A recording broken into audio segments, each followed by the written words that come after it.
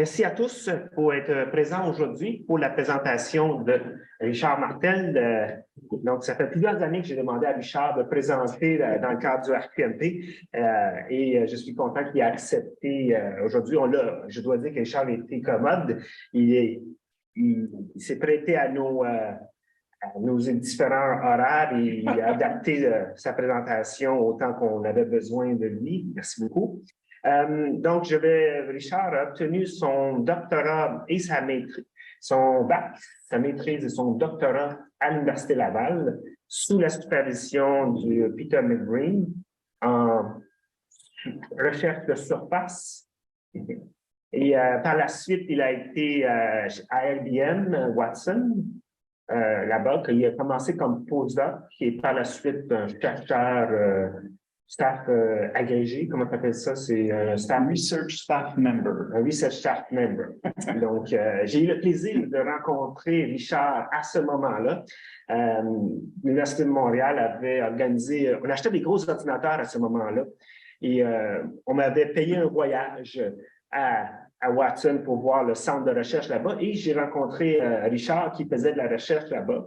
Et j'étais bien content par la suite que l'Université de Montréal a réussi à le convaincre de revenir au Québec et continuer sa carrière à l'Université de Montréal. Donc, en 2003, il est arrivé à l'Université de Montréal et depuis ce temps-là, moi, mon groupe collabore avec le sien depuis ça. Il est arrivé à l'Université de Montréal avec une chaire du Canada. Et depuis, il a toujours gardé cette chaire. Il l'a transformée en petite chaire, en grosse chaire. Donc, il continue avec ce financement. Je vais peut-être juste raconter une anecdote que je ne sais pas s'il va raconter lui-même, mais je vais le faire. Lors de son arrivée à l'Université de Montréal, l'Université de Montréal construisait le pavillon Bombardier pour les sciences, des nanosciences. Sachant que Richard était pour venir, on lui avait demandé quels étaient les specs de son laboratoire qu'il voulait avoir. Et à ce moment-là, Richard, il voulait avoir vraiment une dalle très stable pour ses microscopes. Et ce que moi, j'ai entendu parler des ingénieurs qui faisaient le building, ils nous ont dit à un moment donné, je ne sais pas qu'est-ce qui se passe, mais il y a un prof qui veut une grosse dalle de ciment dans le bas du building. Ils ont pris 2 stationnements. Ils ont enlevé 2 stationnements. Et ça, il faut avoir du pouvoir, de la puissance pour enlever des places de stationnement pour pouvoir faire sa dalle de ciment. Et encore aujourd'hui, on peut voir la dalle de ciment Richard Martel, qui est dans le sous-sol du Bombardier. Donc, c'est là. Donc, on te laisse la parole, Richard, pour que tu te présentes aujourd'hui. Merci. Par contre, la suite, c'est que le Bombardier va être cédé à l'École polytechnique. Donc, la dalle, forcément, appartient de plus. Mais mes laboratoires demeurent dans le pavillon Bombardier. Donc, OK, ça me fait plaisir d'être ici. Désolé pour les retards ce matin, c'est un complot. Mais c'est un complot à cause des examens. Donc, on va pardonner les étudiants. J'ai décidé de présenter aujourd'hui peut-être une histoire qui s'échelonne sur quelques années pour plusieurs raisons. La première, c'est qu'elle implique le participant de l'Université de Montréal comme collaborateur et ça en fait une histoire locale intéressante. Puis deuxièmement, elle touche des structures qui me passionnent depuis un certain temps.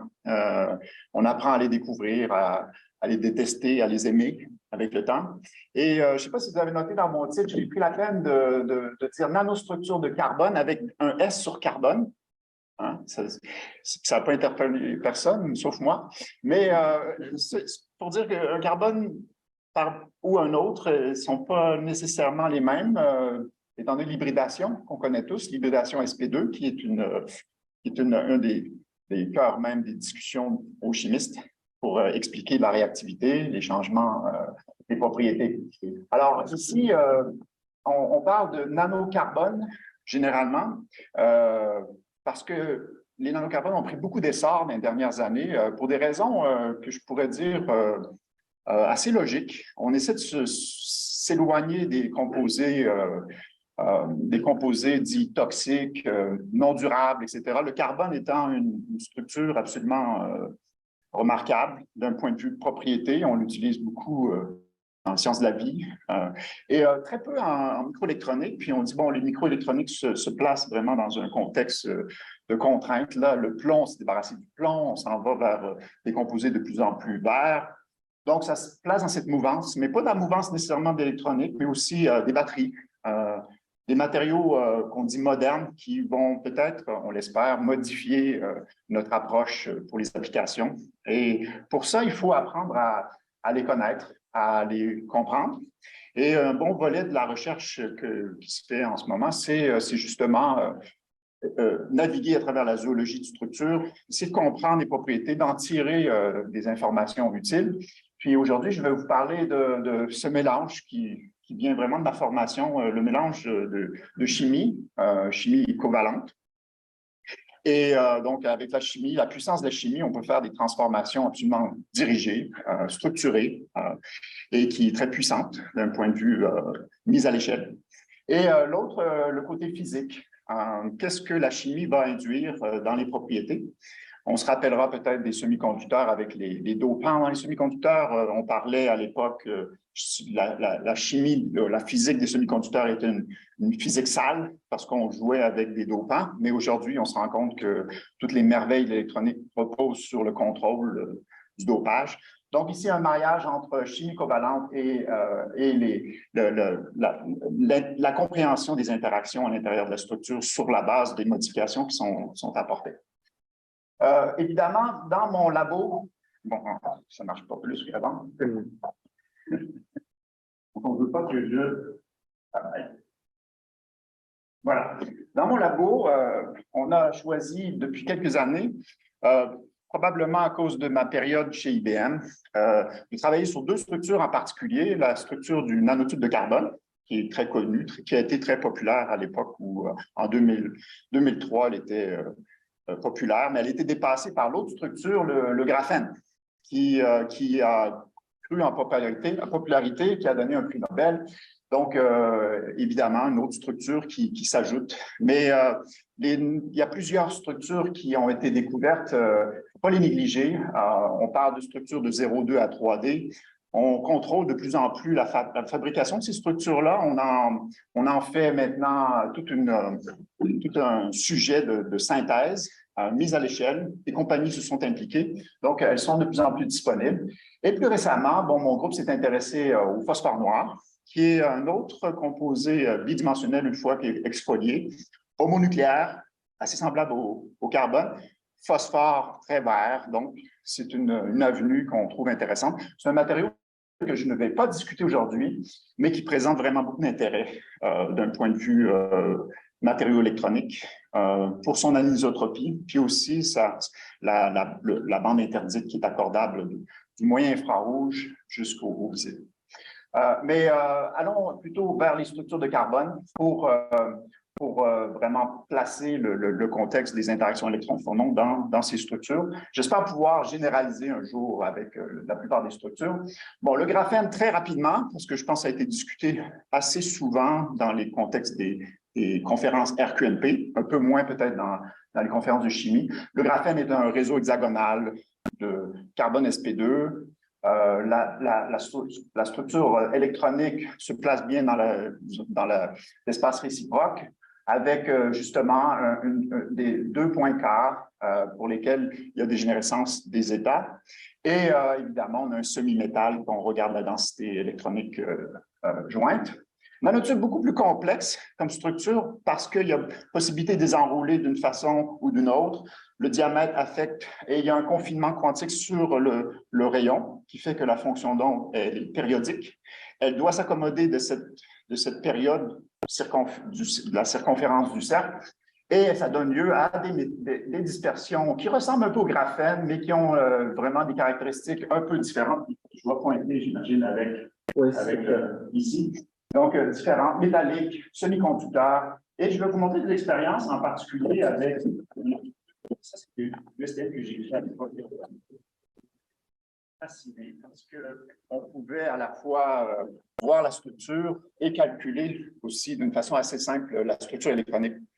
Et pour moi, c'était vraiment un apprentissage intéressant là, du monde des solides et des moléculaires, parce qu'on était à la fois en surface et avec une structure qui ressemble un petit peu à une molécule d'un point de vue juste les densités, les singularités qu'on voit sur l'écran. Alors, qu'est-ce qu'on a fait dans le labo ici en arrivant en 2003, comme le dit Michel? Étant donné que j'arrivais dans un département de chimie, j'avais des étudiants de chimie, un peu de physique, un peu d'ingénierie, on avait des collaborations. On s'est dit, bon, construisons une série d'outils qui nous permet de modifier la structure parce que j'avais travaillé énormément sur des structures individuelles. Et je me disais, bon, c'est beau l'individuel, mais il faut aller vers l'ensemble de plus en plus. Puis la zoologie de structure de nanotubes était vraiment un obstacle. Il fallait trier et on n'avait pas encore découvert la façon de trier les structures en chiralité.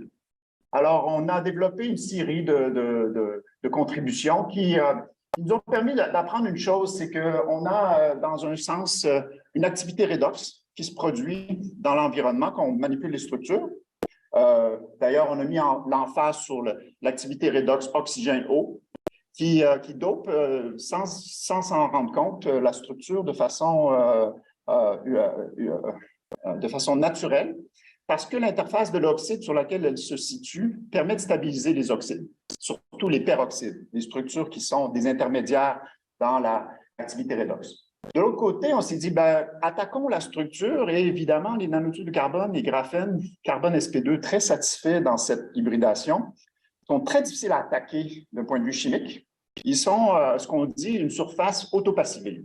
Autopassivée dans le sens que si on ne fait rien, il ne se passe rien à la surface, à part le transfert de charges qui sont tout à fait bénignes là, sur la structure covalente du système. Alors, on a développé une chimie avec le temps qui était empruntée vraiment par, on appelle ça la chimie de James Tour. James Tour l'a introduit, mais il ne l'a pas inventé, mais il l'a vraiment mis en route. Et elle fonctionne très bien. Elle fonctionne sur le phosphore, sur le graphène, sur le nanotube. Et je vais vous montrer qu'on va l'utiliser abondamment pour faire les expériences qui sont présentées. Dans cet outil-là, ça nous prend aussi une façon de contrôler le dopage, parce qu'on contrôle la surface et il faut qu'on contrôle le dopage. Je me dis c'est les ingrédients essentiels pour faire de l'électronique. Et si on le fait d'un point de vue chimique, la puissance de l'outil chimique va ajouter beaucoup au matériau. Alors, on a travaillé abondamment avec des dopants moléculaires, mais récemment, une thèse, Natacha, a permis de prendre conscience que le nanotube ou le graphène ne sont pas des bons couples redox. Dans le sens que la surface du graphène, si on forme un oxyde, l'oxyde n'est pas stable parce que le système covalent est très stable.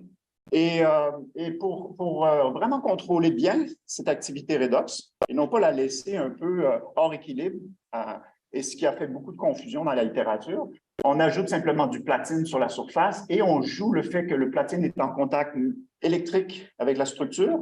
On joue le redox sur le platine et ça bouge le potentiel redox de façon vraiment très facile en simplement changeant le pH. D'ailleurs, Natacha a fait un capteur pH très efficace avec cette méthode de dopage. Maintenant, pour aller étudier la propriété électrique du système, une approche qui est d'ensemble assez universelle, c'est celle d'utiliser simplement l'interaction lumière-matière avec le système et de faire tout simplement un film mince de la structure et de faire de la spectroscopie de transmittance, de réflectance, d'absorbance sur le système, en autant qu'on ait accès aux longueurs d'onde d'intérêt. Alors ici, évidemment, je ne veux pas rentrer dans les détails, mais c'est juste pour vous montrer que si on fait des expériences en transmittance-absorbance, en chimie, on en fait assez souvent sur des molécules individuelles, on peut extraire la partie réelle de la conductivité et obtenir accès à une information sur les propriétés électroniques du système sans avoir à composer avec des dispositifs complexes. Par contre, le système, un graphène suspendu, très difficile à réaliser, des nanotubes de film aussi difficiles à réaliser. Alors, on les supporte sur un substrat. Le substrat va avoir une contribution dans l'indice, dans la réponse. C'est un mal nécessaire pour pouvoir travailler, mais on peut très bien découpler les interactions en lien avec cette structure. Pour faire des films, c'est très simple, c'est comme faire du papier. Donc, pour les nanotubes, on les a en solution, on les transfère sur un substrat et on fait des films. D'ailleurs, Carla Aguirre, une de mes premières étudiantes, a montré qu'on pouvait faire des OLED, des systèmes photovoltaïques, transférer sur plastique, transférer sur à peu près n'importe quoi. C'est un jeu d'enfant, en autant qu'on puisse contrôler correctement les matériaux dans la synthèse. Pour ce qui est du graphène, bon, on a emprunté vraiment une méthode qui venait de la littérature. Et Amira, en collaboration avec Delphine Bouilly, a développé une technique de pouvoir faire ce transfert en phase aqueuse. Vous voyez ici, on passe par un intermédiaire de gravure du cuivre parce que le graphène est cru, et je vais en parler un petit peu plus loin, sur un substrat de cuivre qui sert de catalyseur. Et on le protège par une résine, PMMA en l'occurrence ici, et on le met dans une solution de gravure qui est le persulfate d'ammonium.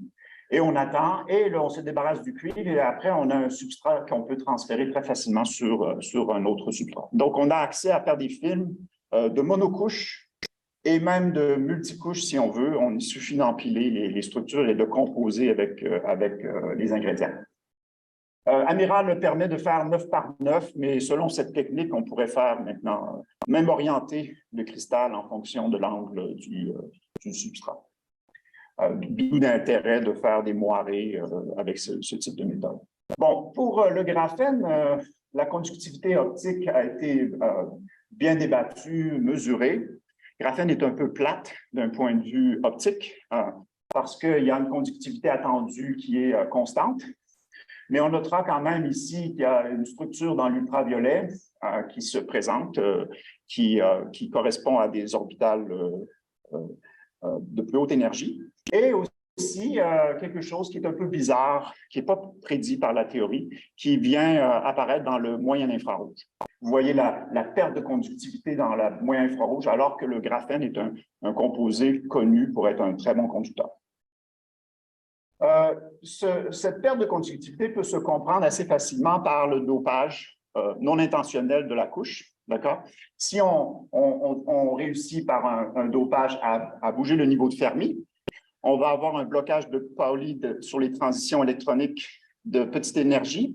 Et ce blocage apparaît tout simplement par une fonction SO ici qui donne une marche qu'on appelle la marche de Fermi qui correspond à 2 fois l'énergie du niveau de Fermi.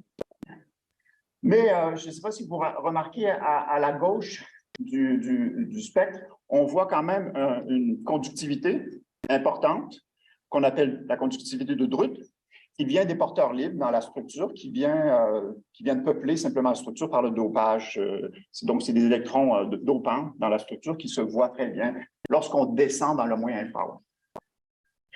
Bon, aujourd'hui, pour le menu, je vais présenter les travaux originaux du laboratoire. Donc, je vais commencer par un travail très, très récent qui n'est pas encore publié, qui a changé un peu notre façon de faire la croissance de graphène.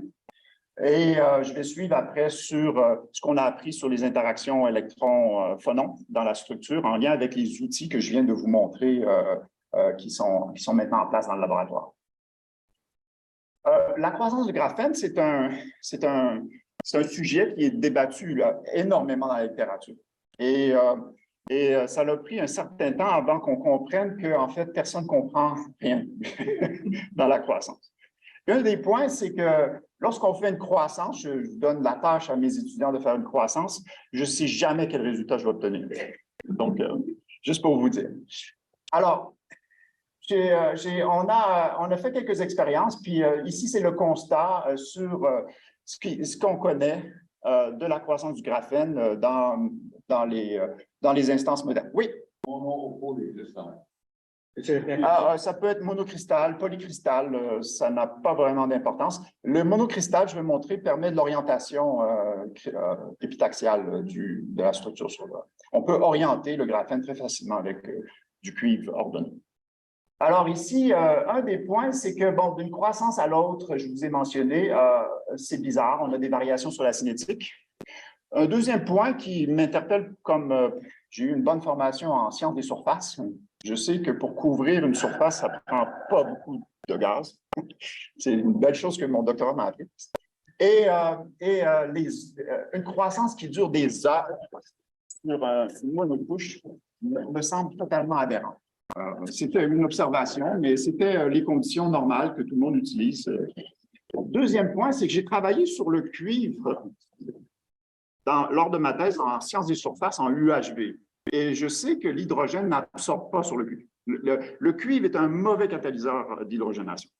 Et là, je voyais ça, mes étudiants peinaient avec les croissances. Ils peinent encore de temps en temps, je vous dis, mais il y avait vraiment un problème ici. Le rôle de l'hydrogène identifié dans la littérature était essentiel pour la croissance et l'hydrogène était considéré comme un etchant parce qu'on peut inverser la réaction. Donc, on a décomposition d'hydrogénation du méthane, mais on peut pousser l'hydrogène pour ressortir le carbone. Et sur cette idée, les gens ont dit, bon, c'est ça que l'hydrogène fait. Alors, ça nous a intrigués. Et une étudiante à moi, qui est Saman, avec une collaboration avec Patrick Desjardins, qui est un expert de croissance, CVD d'ailleurs, et Patrick, et MBE. Patrick, on s'est assis ensemble et on s'est dit, qu'est-ce qu'on peut faire dans ce contexte qui est un peu aberrant parce qu'on n'a pas réellement de contrôle et moi, étant chimiste, je m'attends à ce que la chimie réponde de façon assez précise. Alors, ce qu'elle a fait, c'est des expériences assez intrigantes qui ont passé un peu en dessous de la couverte. Les gens sont très occupés à faire du graphène sur toutes sortes de choses, mais elle a montré deux choses avec ces expériences très simples. C'est d'ailleurs, on peut avoir de l'hydrogène non purifié, qui est simplement de l'hydrogène qui sort de la bouteille. Même si la bouteille dit qu'elle est purifiée, il reste des ppm de structures, de molécules qu'on ne connaît pas dans les bonbonnes. Alors, on sait comment purifier l'hydrogène. J'ai appris ça pendant ma thèse avec Peter McBreen, un catalyseur de platine. C'est un très bon filtre, même pour descendre la pureté dans les ppb.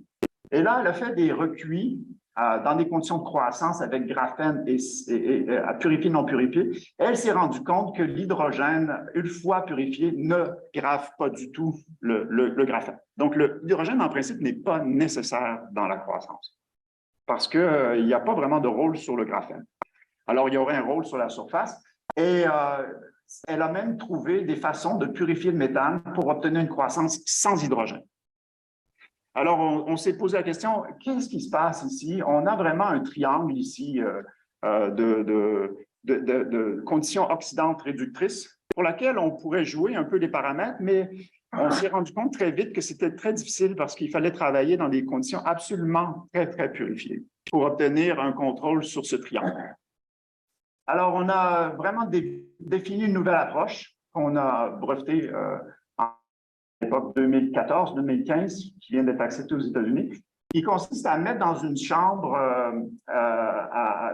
CBD des conditions tout à fait contraintes pour empêcher les espèces d'oxygène de rentrer. Donc, une expérience d'ultra haut vide, de surface assez classique pour moi, mais qui se place dans un contexte de croissance. Et là, on a tout ce qu'il faut pour purifier les gaz, remettre des non purifiés, changer les conditions, même la pression de base étant très, très belle. On a vraiment une condition où on peut être dans les ppb, ppm d'oxygène dans la croissance. Alors, arrive un groupe, le groupe de Columbia ici, Jim Home, qui est un expert de croissance CVD, qui vient nous visiter avant la pandémie. Puis moi, je lui dis, mes étudiants, on peine à croître le système, on a vraiment des difficultés, on pense que c'est l'oxydation. Jim a dit, moi aussi, mes étudiants aussi ont de la peine à croître. J'ai d'ailleurs Christophe DiMarco, qui n'est pas capable de terminer sa thèse parce qu'il ne reproduit pas ses conditions de croissance initiale. Constat, ils ont les mêmes problèmes que nous, mais nous, on avait un problème de cuivre parce que le cuivre n'était pas purifié. Eux, ils ont réglé le problème de cuivre. Il a dit, si on faisait équipe ensemble, on pourrait peut-être régler le système et travailler de concert. Alors, ce qu'ils ont fait, c'est cloner le système de croissance. Donc, il y en a un qui a été cloné à l'UDM, c'est celui de nôtre, à l'Université de Columbia, et il y en a un autre maintenant à l'Université de Waterloo qui fait les croissances. Et là, ça, c'est le groupe de Columbia qui ont travaillé de façon acharnée pendant la pandémie et qui ont réduit avec des lots de lock même un investissement assez majeur sur le montage pour régler tous les problèmes. Et là, vous regardez ici les croissances qu'ils obtiennent de façon continue. Le nombre de couches, puis même Jonzo m'a amené des nouvelles données en mars dernier. Là. Les croissances là, sont tout à fait reproductibles de façon extraordinaire. Ils ont un contrôle très bien sur le cuivre, c'est du cuivre 1-1-1. On voit l'orientation homogène. D'une croissance à l'autre, plus de problème de contrôle sur les résultats. Deuxième point, c'est qu'en absence d'hydrogène, quand on a contrôlé les espèces oxydantes, on obtient une cinétique très rapide. Le premier point, la cinétique est maintenant de quelques secondes pour obtenir une couche complète. Et ça, Saman l'avait remarqué dans ses premières expériences en 2014, mais ici reproduit sur 3 montages de façon continue. On a une croissance remarquable avec des orientations et un complément. On avait essayé de publier ça en 2014. L'article a été refusé sur la base qu'une croissance rapide, il y a plein de gens qui en font. Donc, mais là, il fallait prouver qu'on avait... donc, la preuve a pris plusieurs années à construire. Alors, quel est le rôle de l'hydrogène dans tout ça? Les résultats montrent que l'hydrogène est antagoniste dans la croissance. Donc, au lieu d'être, c'était un peu connu, l'hydrogène ralentit la croissance. Donc, en jouant avec le paramètre hydrogène, on ralentit la croissance, mais on se débarrasse du problème de l'oxyde qui arrive si on a un système en impureté non contrôlée. Alors ici, on a vraiment une cinétique qui se comprend sur la base d'un modèle assez simple que je ne comprends pas réellement, d'accord? Mais on est en travail sur ce modèle. Mais le modèle fit vraiment toutes les cinétiques observées avec les décroissances d'hydrogène et croissance de pression de méthane. Et ça encapsule le système dans une cinétique relativement facile à comprendre et à contrôler. Le groupe de Columbia a même montré, ça c'est leur résultat assez récent, qu'on peut contrôler la nucléation en jouant avec les paramètres d'hydrogène à oxygène en conditions toujours d'oxygène réduit dans les ppm pour avoir un contrôle complet là, sur le type les joints de grains et les cristaux obtenus lors de la croissance. Alors, qu'est-ce qu'on retire de tout ça? C'est cette question sur comment on fait pour gérer ces conditions oxydantes qui sont intrinsèques au système quand on ne travaille pas nécessairement bien avec les gaz et les conditions. C'est pire encore en ce qu'ils appellent atmospheric CVD, donc en conditions atmosphériques, parce que le contrôle de l'oxygène est très difficile. Et on se rend compte qu'en fait, à peine dans les ppm, donc on est dans les régions de ppm, donc ici on est en microtorr, ça prend une compensation en millitorr d'hydrogène pour passer d'une croissance à une gravure. Donc on est vraiment dans des conditions très restreintes pour pouvoir arriver à cette position de contrôle. Donc, ici, le message est intéressant parce que, selon le groupe de Columbia, ce n'est pas des résultats qui viennent de nous, on obtient des couches CVD avec cette technique qui sont comparables aux couches exfoliées par rapport aux autres couches CVD qui ont des propriétés électroniques beaucoup moins intéressantes. On est ici un résultat en fonction du dopage. Bon, c'est un circuit, en effet, Hall, qui donne des mobilités. On remarque aussi à basse température des résistances négatives qui indiquent des transports balistiques. Donc, on pense qu'on a une couche ici qui correspond avec des densités de défauts qui sont très, très faibles, de très haute qualité. Alors, ça m'amène maintenant, on a tous les ingrédients, je pense, parce que pour déterminer le rôle des défauts, rien de mieux que de travailler avec un matériau au début qui n'a pas de défaut. D'accord? Sans ça, on se ramasse toujours dans une condition où on se demande quel est le rôle de ces défauts. Première constatation, c'est qu'il y a un outil qu'on ne comprend pas nécessairement bien, c'est comment on interroge ces interactions électron-phonon, comment on adresse le phénomène à l'intérieur de la structure. Et Millie Dresselhaus, que certains d'entre vous connaissent, est venue nous visiter. En fait, elle a fait la conférence inaugurale sous l'invitation du RQMP, qui était extraordinaire. Et Millie, j'ai eu la chance d'interagir beaucoup plus parce qu'on se voit en conférence, elle est entourée de plusieurs personnes. Et là, on a eu des longues jasettes, qu'on pourrait dire.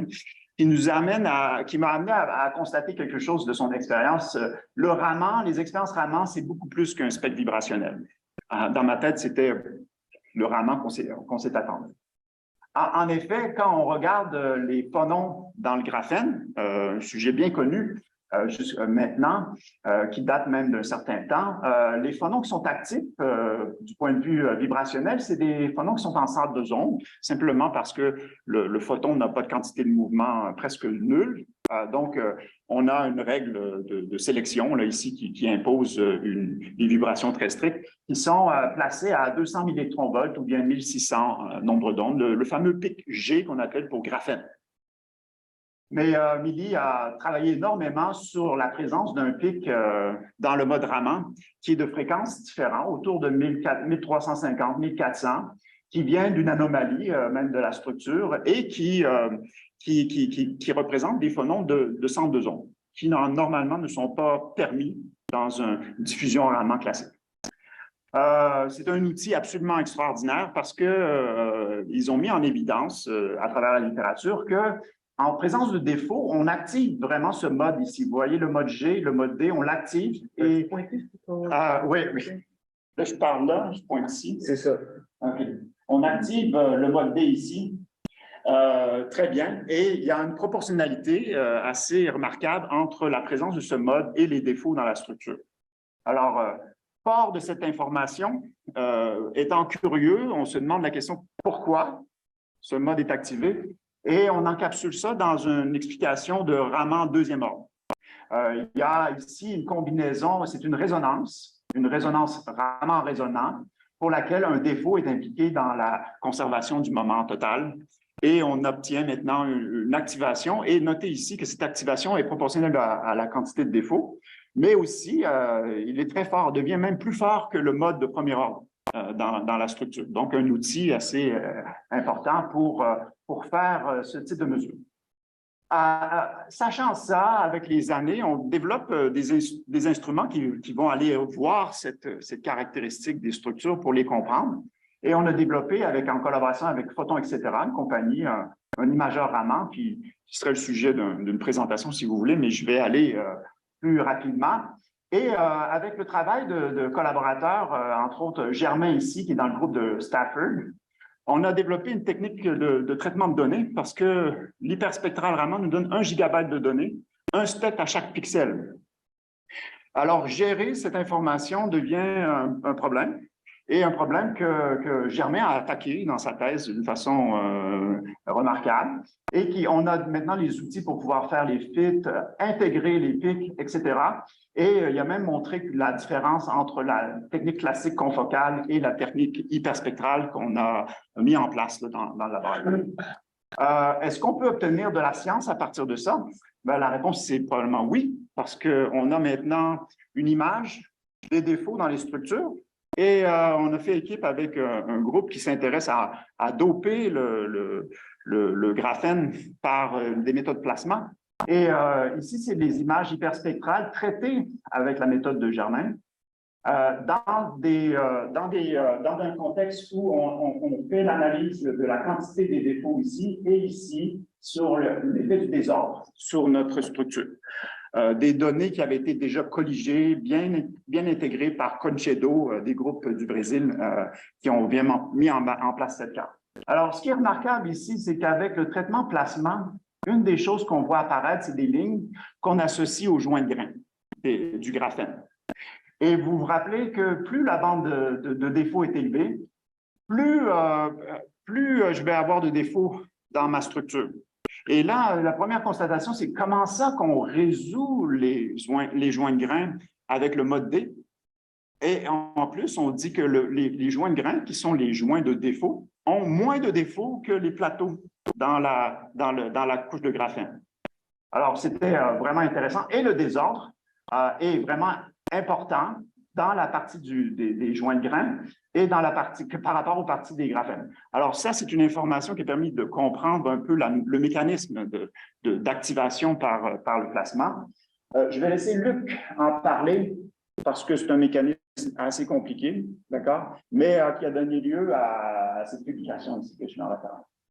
L'important point ici, c'est qu'avec l'analyse hyperspectrale, on peut avoir une mesure statistique significative, puis le colocaliser sur l'échantillon, et on peut même tracer ici, en fonction du traitement plasma, la distribution des défauts qui sont induits d'une façon remarquable, jamais égalée jusqu'à maintenant. Donc, c'est une technique qui devient puissante là, sur la compréhension des matériaux lors de la croissance. Bon, je m'en vais au dernier sujet, qui est un petit peu plus long, donc ça me laisse 15 minutes. Oui, un petit peu plus long. Sur ce qu'on a appris maintenant sur un autre mode, le mode D, qui m'a interpellé parce qu'il y avait tellement de succès avec le mode D du Raman. On a vu l'activité infrarouge, l'intérêt de l'activité infrarouge par des specs qui sont sortis du labo avec des films de nanotubes. Je ne sais pas si vous remarquez ici, les nanotubes ont des structures électroniques avec des densités d'état qui représentent des singularités. On voit apparaître les singularités. C'est un mélange de structures ici parce qu'on a des tubes non triés, l'ablation laser. Mais on voit bien les excitons formés dans la structure, le premier, le deuxième exciton, la transition métallique, et aussi le fameux pic de conductivité que je vous parlais dans le graphène qui est au plus bas, le pic de Drude, donc de conductivité. Avoir accès au spectre complet donne un éventail intéressant sur les propriétés de conductivité sur l'ensemble de la structure à toutes les fréquences. Donc, on interpellait, ici, ça interpelle les étudiants parce qu'il y a beaucoup de détecteurs, tous les détecteurs sont sensibles. Donc, les technologies infrarouges sont justement celles qui sont négligées et les détecteurs infrarouges sont très chers. Justement parce qu'il y a toute une technologie derrière pour pouvoir les étudier. Le matériau qui est vraiment très actif dans le moyen infrarouge. Et pour moi, c'est un intérêt majeur parce qu'il y a très peu de matériaux qui sont actifs et modulables dans cette gamme du spectre. Je ramène l'outil de chimie covalente et François Lapointe, ici en 2012, lors de sa thèse de doctorat, a constaté une chose qui m'avait bouleversé un peu parce qu'on voyait les vibrations des nanotubes, des vibrations permises dans l'infrarouge, selon les règles de symétrie, et il était capable de les éteindre sans changer la place de la couche. Puis j'ai dit, François, c'est bizarre.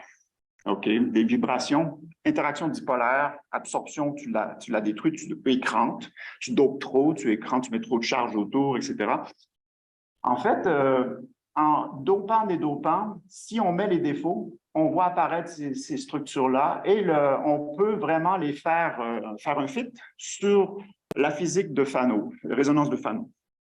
Vous noterez ici que c'est en absorbance, donc c'est la conductivité partie réelle, mais on a un dip, donc une perte un gain de transparence, une perte d'absorbance.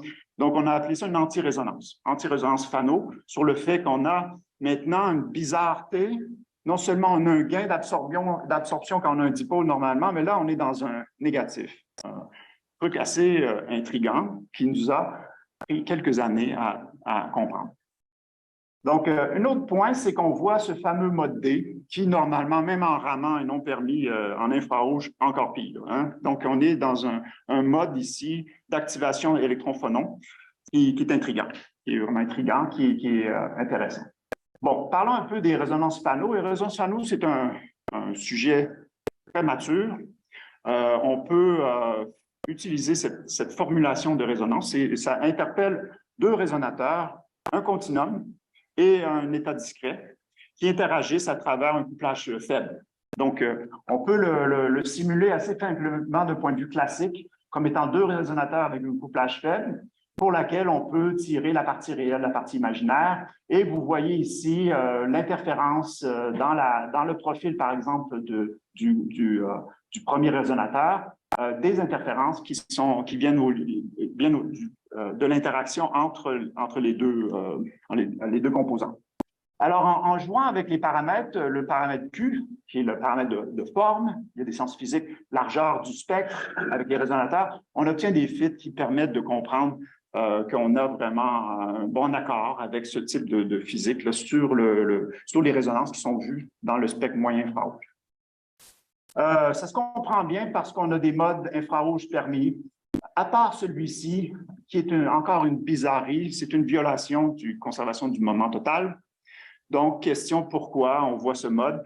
Puis moi, j'ai dit, François, c'est intéressant parce que le mode D est intéressant en Raman, c'est certainement intéressant en infrarouge. Milly me l'a dit. Donc, on a parti sur une série d'expériences que je vais peut-être rapidement amener.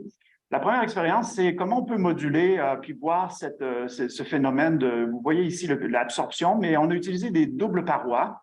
Donc, les phénomènes que je vous parle sont généraux, on les voit, puis je suis sûr qu'on change les nanostructures, on va revoir ces structures apparaître.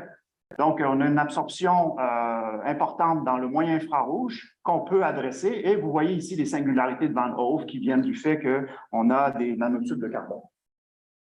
Alors, on a ici Philippe qui a fait sa thèse. Il a dit, ben, je vais faire un dispositif avec François Lapointe d'ailleurs.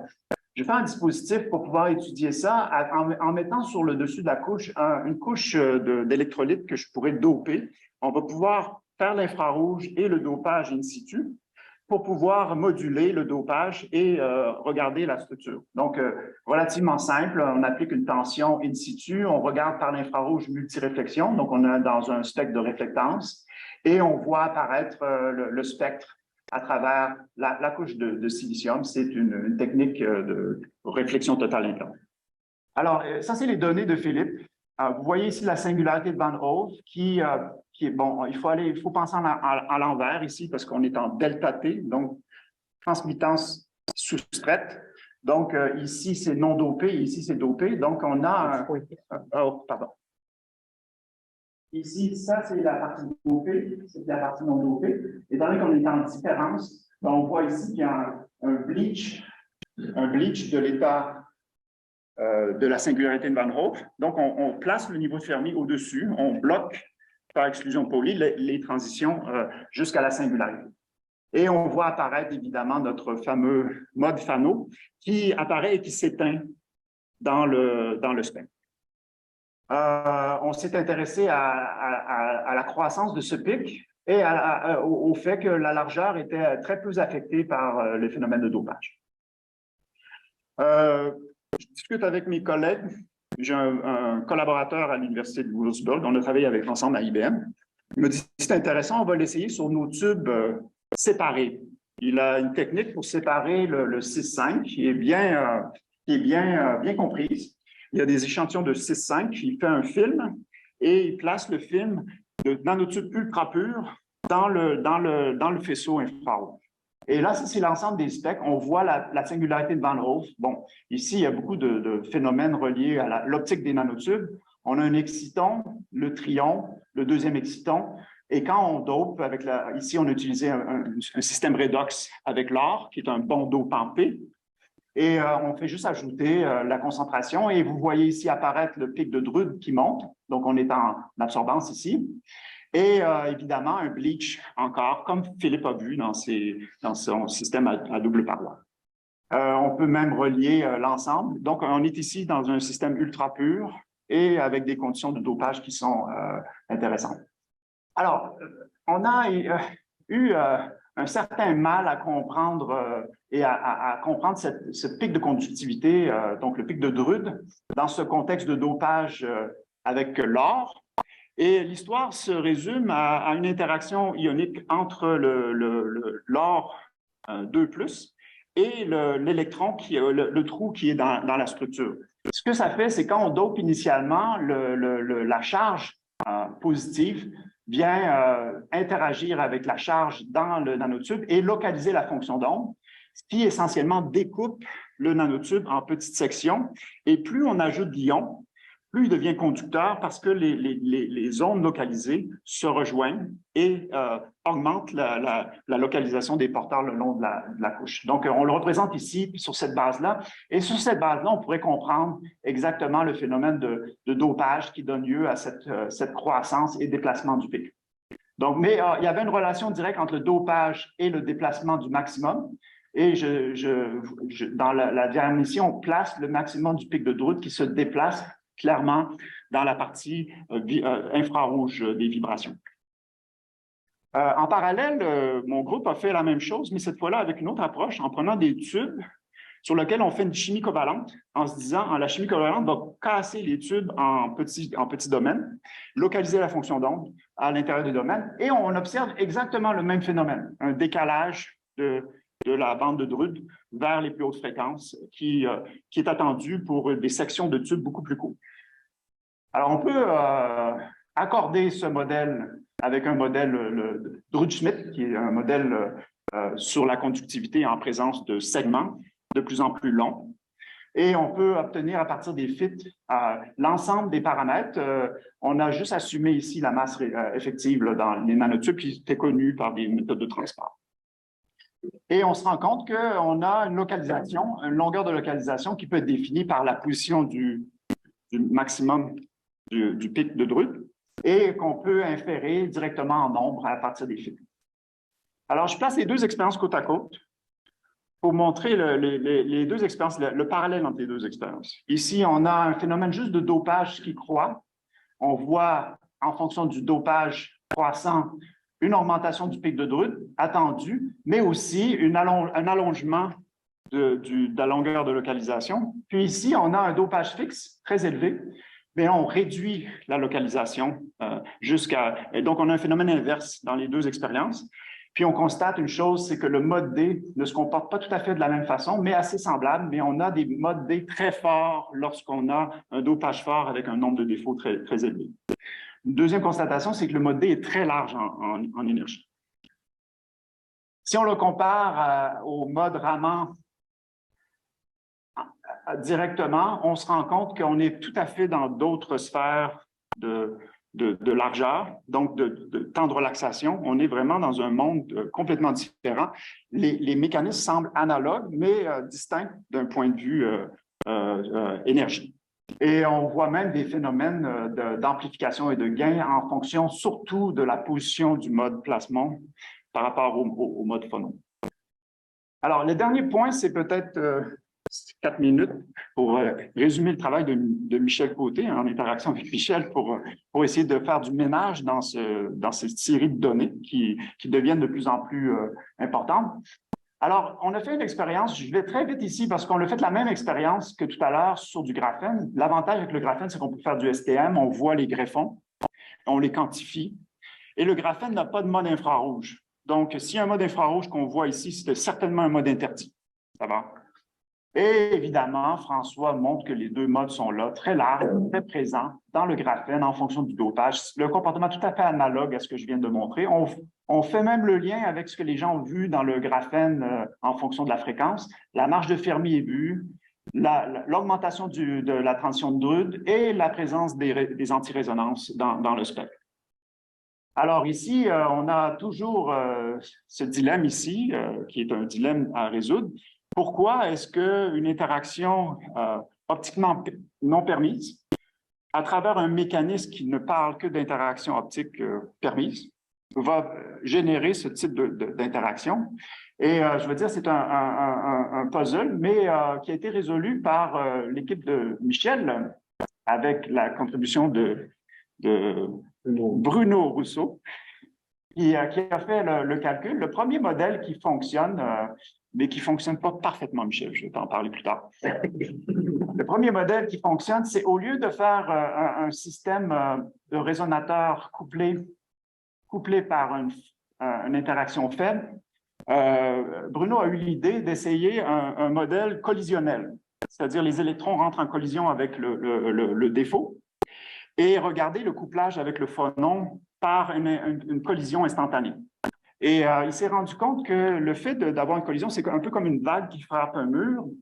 La phase tourne et là, les interactions de phase inversée se mettent à être possibles pour le temps que la boucle se referme. Et donc, on est dans une anti-résonance, mais collisionnelle. Et ce qu'on remarque, c'est que si on compare avec un modèle standard, la seule chose qui se passe, c'est qu'on inverse la courbe. Normalement, elle descend, elle monte, elle descend. Puis là, ici, elle monte, elle descend, elle monte. D'accord?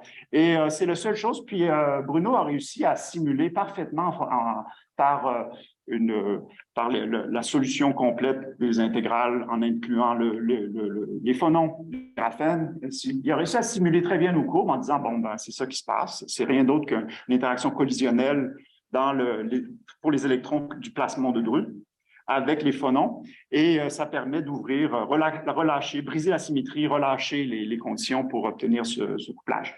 Alors, on le croit, mais Michel, je reviens un peu à ça. Regarde, c'est ça la prédiction. Up, down, up, peu importe la position. Je vais te montrer le spectre de François. Ah. Généralement, on voit down, up, down. Mais j'avoue que d'un point de vue simulation, on le voit le up, down, up. On a généralement down, ça se peut que ça soit tout simplement la courbe, la soustraction du background. Mais je dois avouer qu'ici, je reste dubitatif. On a un modèle ici, je vais passer très rapidement, mais juste pour faire un sommaire, parce qu'on a franchi le moment. Faire un sommaire juste pour vous montrer que, bon, plusieurs années de travaux en interaction avec plusieurs collègues, un problème scientifique se développe, se concrétise. Ici, je vous donne l'accomplissement de plusieurs années là, sur un questionnement toujours un peu sur la base de la curiosité. On a construit à partir du graphène des nanotubes un ensemble d'outils pour lesquels on a l'avantage maintenant de pouvoir bien contrôler de façon reproductive. Ça met en lumière certains phénomènes physiques d'interaction. J'espère que ça va donner accès à certains moyens d'en tirer profit sur des capteurs ou des structures plus modernes. Mais je pense qu'on retire ici le fait qu'une approche systématique permet de ouvrir certaines portes là, avec le temps, puis ça prend la collaboration de tout le monde. Alors, pour ça, je veux remercier tous les gens avec qui j'ai identifié ici les gens qui ont une contribution dans la partie qui a été présentée, mon groupe de recherche, les équipes de différentes universités et le financement pour cette recherche. Je vous remercie, je suis prêt pour les questions. Merci beaucoup. Est-ce qu'il y a des questions dans la salle pour commencer? François. Donc, quand tu parles de gène quand tu fais croissance CVD, croissance CVD, sauf que le méthane, quand il se décompose, il doit relâcher de l'hydrogène. Bonne question.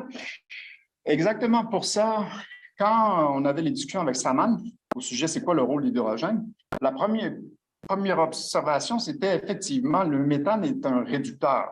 Donc, le méthane devrait se débarrasser de l'oxygène.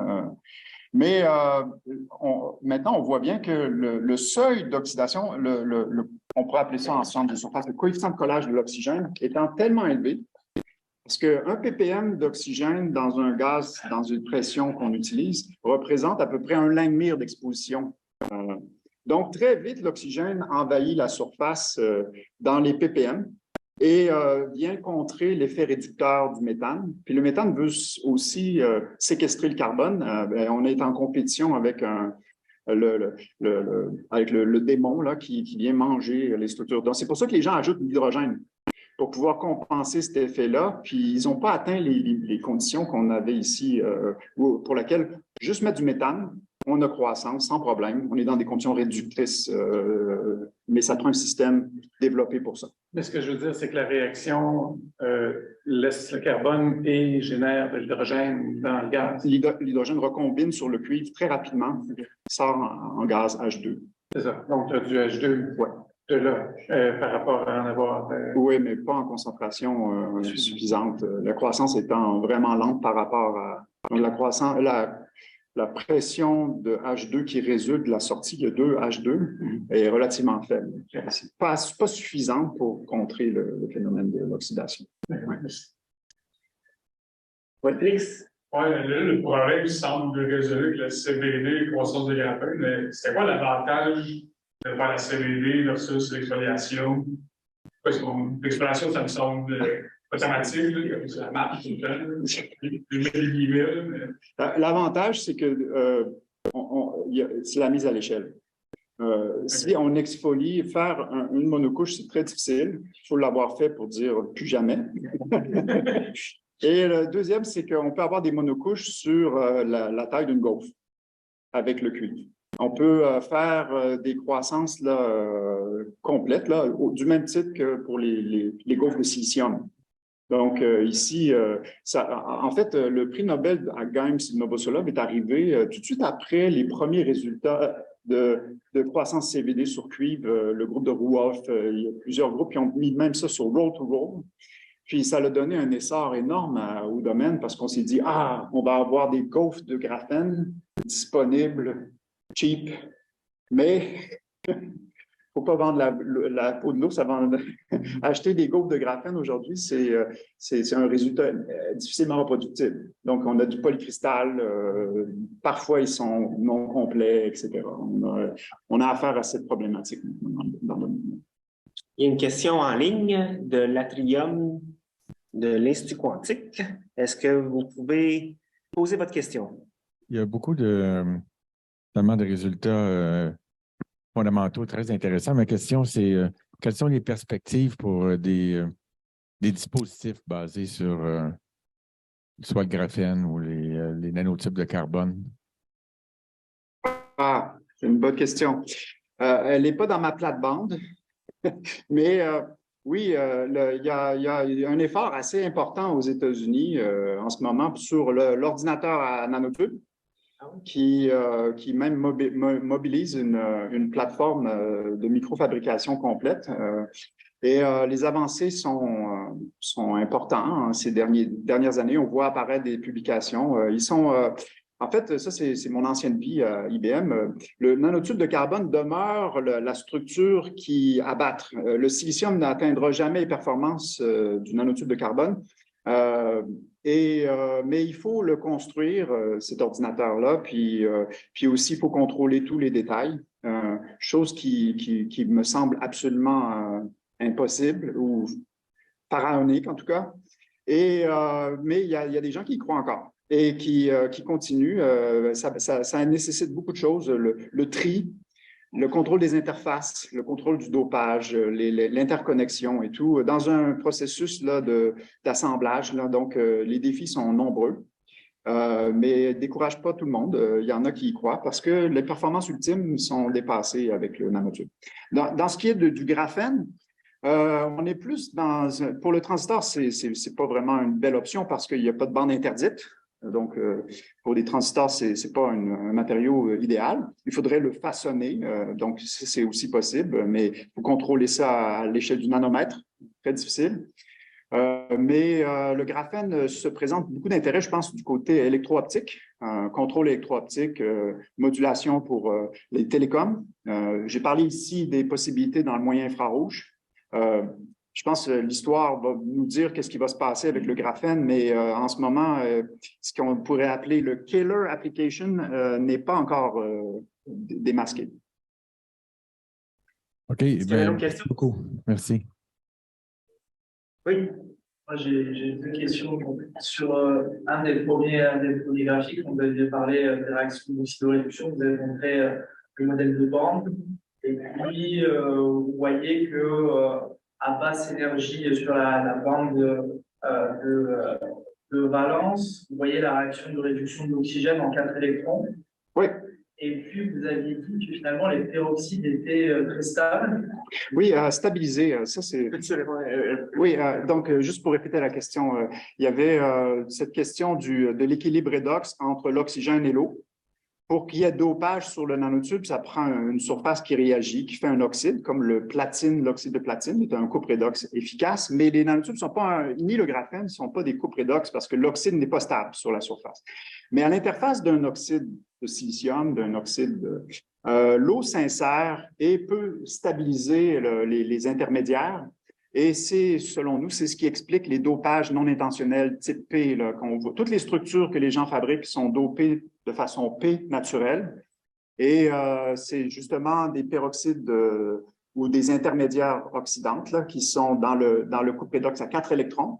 qui viennent être captés. Donc, une charge négative va attirer une charge positive dans la structure qui dope de façon P le nanotube, le graphène, même le phosphore noir, les structures qui sont... c'est une structure c'est une réaction ubiquiteuse, donc incontournable.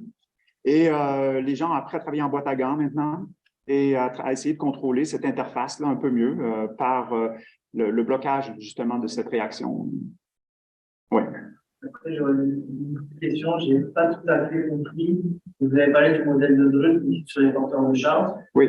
Je n'ai pas tout à fait compris, en fait, sur la fin de la présentation, comment vous aviez réussi à le faire bouger sur le spectre, cette signature. Ah, ça, c'est le Drude-Schmidt. C'est une. Bon, ici, c'est comment quelle est l'approche pour comprendre que le déplacement du maximum du pic de Drude vers le moyen infrarouge.